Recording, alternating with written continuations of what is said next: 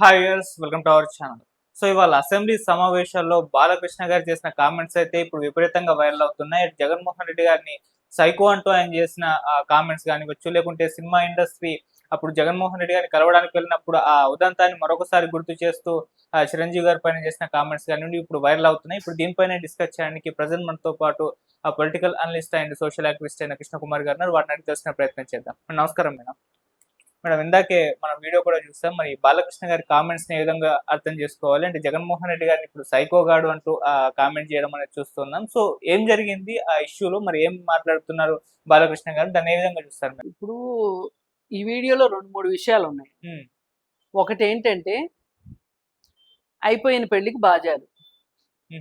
ఇప్పుడు పోయినసారి జగన్మోహన్ రెడ్డి సీఎంగా ఉన్నప్పుడు అగ్రనటులు వస్తే వాళ్ళని అవమానించారు, అది జరిగిపోయింది. ఇంక దాని గురించి పెద్దగా మాట్లాడుకోవాల్సిన అవసరం లేదు. ఓకే, అది జరిగిపోయింది. అంటే గతం మామూలుగా ఏం చెప్తాము, గొప్ప విషయాలైతే గతం నుంచి మనము నేర్చుకోవాలి. అదేం పెద్ద గొప్ప విషయం కాదు, ఆయన చేసింది ఏమీ కరెక్ట్ అయిన విషయం కాదు కాబట్టి దాన్ని గతం గతః. ఇకపోతే వర్తమానంలో అసెంబ్లీలో మాట్లాడే విధానం ఇదేనా, పద్ధతి ఇదేనా? ఆ సైకోగాడు ఆ మాటలు మాట్లాడడం కరెక్ట్ కాదు. ఇప్పుడు మీరు ఏ సాంప్రదాయాలు నెలకొల్పాలనుకుంటున్నారు, ఏ సాంప్రదాయాలను ముందుకు తీసుకెళ్లాలనుకుంటున్నారు, ఏ మర్యాదలను మీరు భవిష్యత్ తరాలకు అందిద్దాం అనుకుంటున్నారు? ఇది ఖచ్చితంగా ఆలోచించి తీరాల్సిందే. ఇకపోతే అసలు ఇవన్నీ చూసి భవిష్యత్తులో ఏంటి నేర్చుకోవాలి అంటే ఇలా మాట్లాడడం నేర్చుకోవాలా? అయితే ఈయన సినిమా యాక్టర్ కాబట్టి జగన్ సినిమా వాళ్ళని పిలిచి అవమానించాడు అనే విషయాన్ని ఓ పెద్ద బ్యానర్ ఐటమ్ కింద మాట్లాడటం, ఆ మాట్లాడే ప్రాసెస్లో అన్పార్లమెంటరీ లాంగ్వేజ్ వాడటము, ఇవన్నీ వాళ్ళు చేశారనే కదా వాళ్ళ ఇంటికి పంపించింది. వాళ్ళని 151 సీట్లు వాళ్ళని 11 సీట్లకే పరిమితం చేసింది ఎందుకు? వాళ్ళకి 140 సీట్లు కత్తిరేసింది ఎందుకు? జనాలు వాళ్ళ తోకలు కత్తిరించారు కదా, వాళ్ళ కొమ్ములు విరిచేశారు కదా, వాళ్ళకి గర్వభంగం చేశారు కదా. మళ్ళీ మనం కూడా అలాగే మాట్లాడితే రేపు ఏంటి జరగాల? రేపు ఏంటి జరుగుతుంది?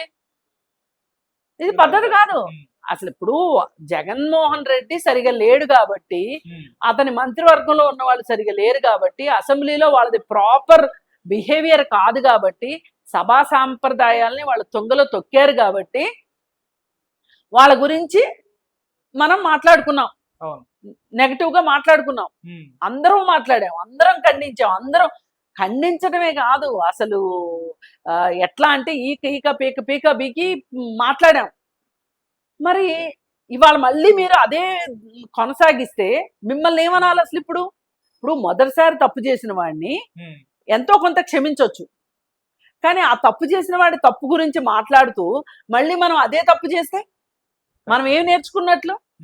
మన విజ్ఞత ఎక్కడికి పోయినట్టు? మరి నువ్వు సినిమా వాడివి, సినిమా మాటలే మాట్లాడుతున్నావు. అసలు నిన్ను హిందూపురం ప్రజలు గెలిపించింది ఎందుకు? వాళ్ళ నియోజకవర్గానికి మంచి చెడు చూస్తాడని, మంచి పనులు చేస్తాడని. చేసుండొచ్చు, నేను చేయలేదని అనట్లా, కానీ అసలు మీ మీ మీ ప్రాధాన్యత, మీ ప్రాధాన్యత దేని మీద ఉండాలి?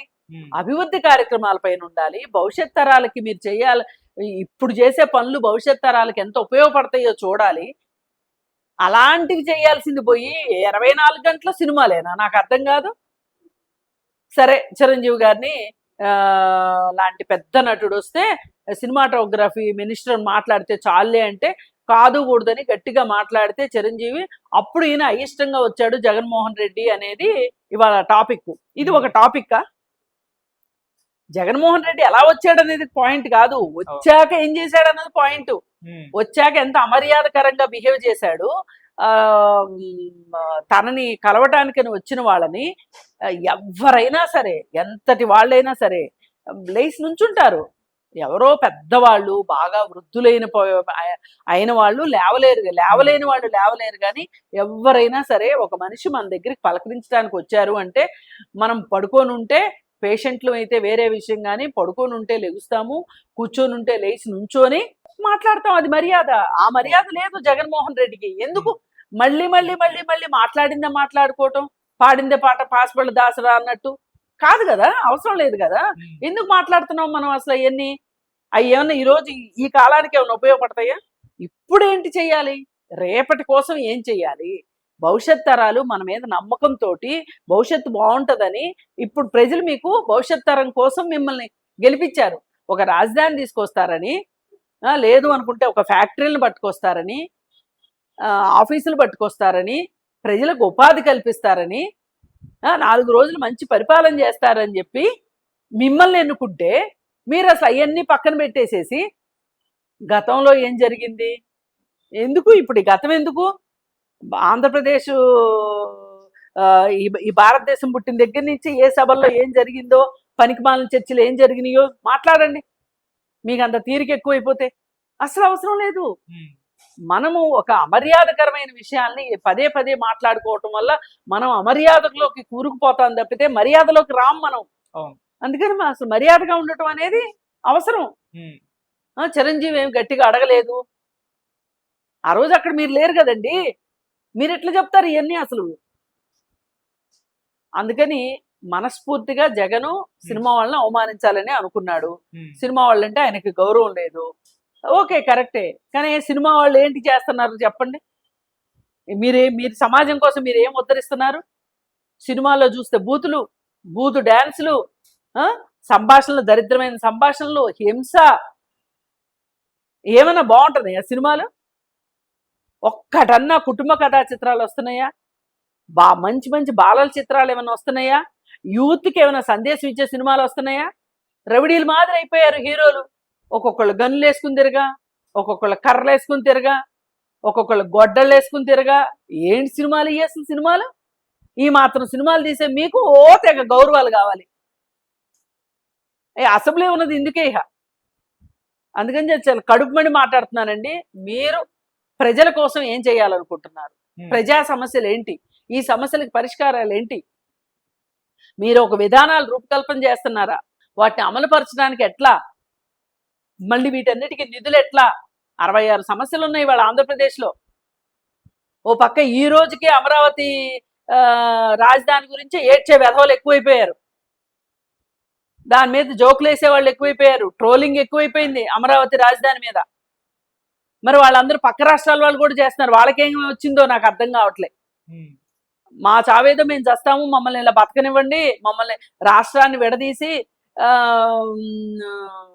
విభజన చట్టంలో ప్రకారం మాకు న్యాయం చేయలేదు అని చెప్పి అలో లక్షణ అని ఆంధ్ర వాళ్ళు ఏడుస్తుంటే, ఇక్కడున్న తెలంగాణ వాళ్ళకి ఏం పోయే కాలం, ఏం తెగులు వచ్చిందో నాకు అర్థం కావట్లేదు.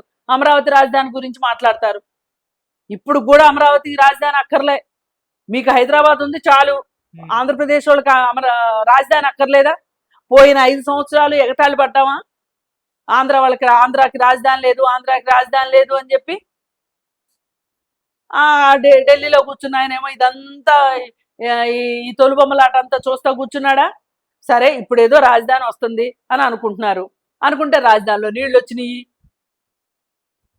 మరి తెలంగాణలో వరదలు రావట్లేదా? కాలువలో పడి కొట్టుకుపోయి చచ్చిపోతున్నారు కదా, ఇక్కడ శవాలు కూడా దొరకట్లేదు కదా. దీనికి ఏం చెప్తారు? అంటే ఇక తెలంగాణ కూడా పనికిరాని ప్రదేశమా? ఇప్పుడు మునిగిపోయిందా? ఇది పండగల సీజను.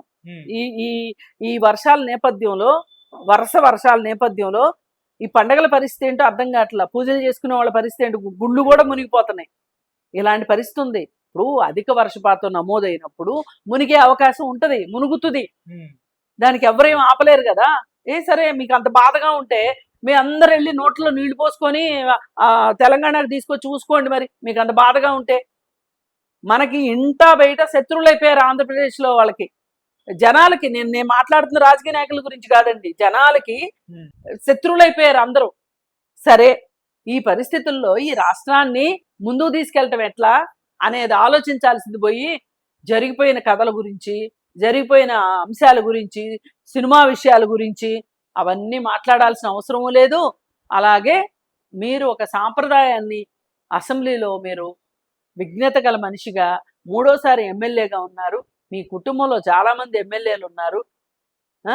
ఒక అల్లుడు ఎంపీ, ఒక అల్లుడు మంత్రి, మీ వియ్యంకుడు సీఎం, మీ నాన్నగారు సీఎం, అవును. మీ అన్న ఒకప్పుడు మంత్రి, ఇంత నేపథ్యం ఉండి ఏం నేర్చుకున్నావు నాయనా అంటే కాకరకాయ కాస్త కీకరకాయ అయింది అయినట్టు అయింది. అందుకని ఈ విషయంలో మటుకు జాగ్రత్త పడాల్సిన అవసరం ఉంది. ఉమ్. ఆ,